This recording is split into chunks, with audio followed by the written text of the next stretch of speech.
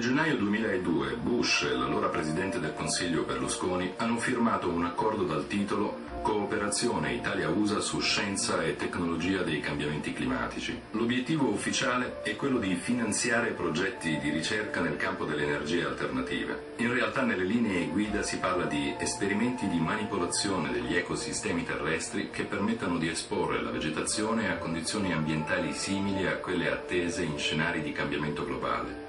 Si parla di verifiche in campo di ipotesi sviluppate nell'ambito di esperimenti di laboratorio e si programma lo studio dell'interazione tra aerosol e nubi. Il documento spiega come si intenda sperimentare le condizioni di temperatura, precipitazioni e concentrazione di anidride carbonica nell'atmosfera alle quali andremo incontro nei prossimi 100 anni per verificarne subito gli effetti sull'ecosistema e sulla vegetazione.